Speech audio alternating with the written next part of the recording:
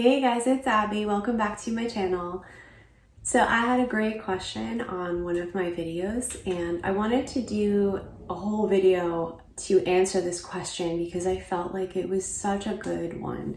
And the question was, is the twin flame journey just about balancing our masculine and feminine energy?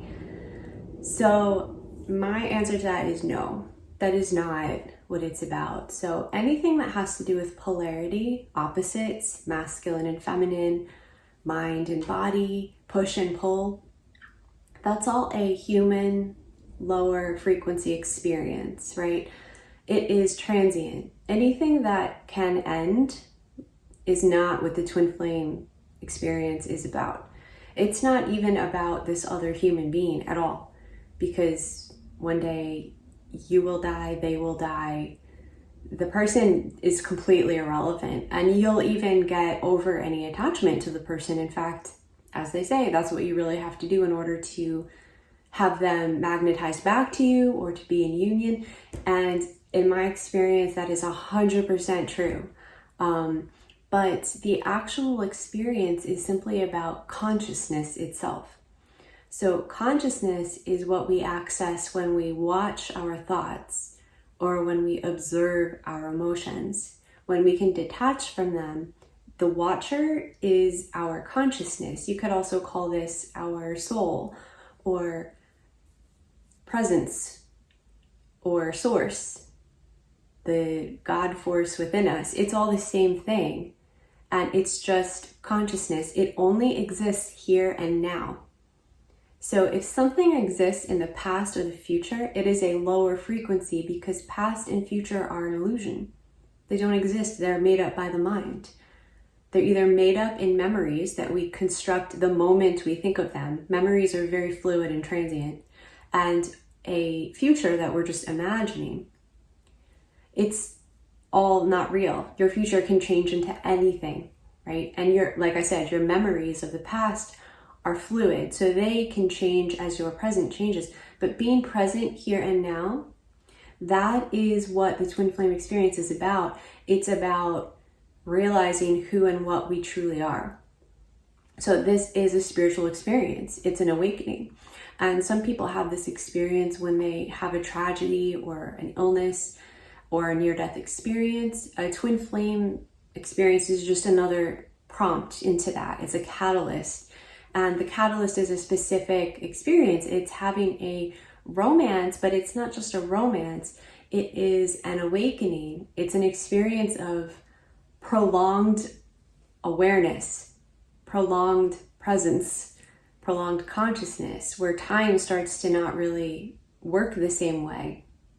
And because somebody else is involved in this, and there's also a romance involved, most likely, most times, not always, sometimes it's just a friendship, but somebody else is involved, what happens is the mind equates the awakening with the other person and attaches onto that. And that's why you go through the highs and lows that are commonly associated with the twin flame experience. But the journey can be behind you. It can be something you had happen to you if you can really take this in and understand it. And the only thing you have to do is to just be present and observe the mind, observe the emotions. And you just do that over and over and over and over again until forever. Time doesn't exist, right? So it's just being in the present. This is where our power lies. Pure consciousness is the place from which everything comes. It's the unmanifested realm. So this is where we have power to do, have, or be anything. Because we don't have a personality when we're consciousness. We are just source. And honestly, it doesn't matter if you share this consciousness with one other person, if you share a soul.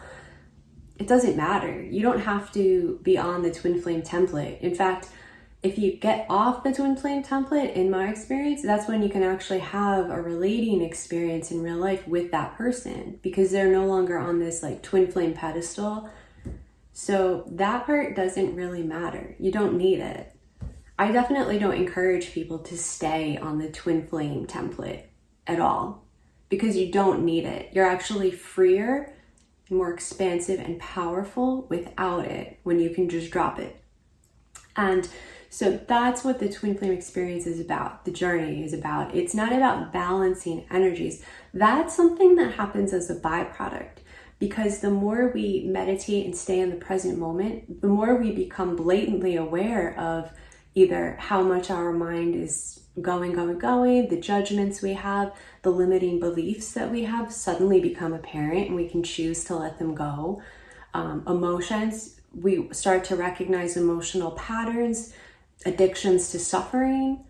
All of this stuff just comes up and out.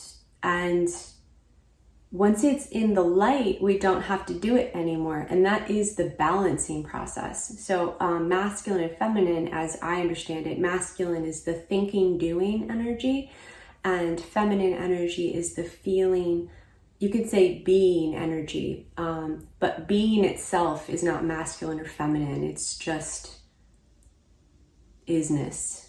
It's not polarized, so I couldn't really call that feminine energy, but they often refer to it as feminine energy in like the relationship coaching world. They'll say feminine energy is being. Well, that's a paradox, because being is nothing. Being is, there is no masculine, feminine, it's just unity, it is. So you can't call it feminine energy because that implies there's an opposite. So I think of feminine energy as just living in the body, the sensations, allowing emotions, and then masculine energy, and we both have both of these.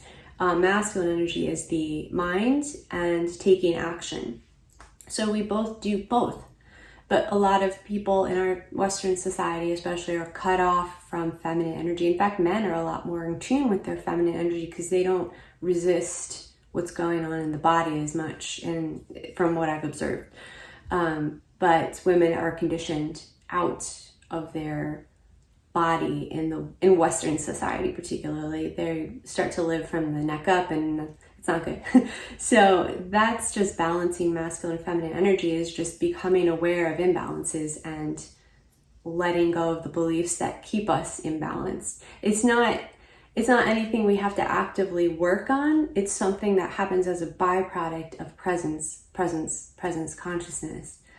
So I hope that clears it up a little bit. And, as a coach, that's what I help people with, is presence, awareness, zooming out, the larger perspective. And also when imbalances come up, I help them deal with those imbalances.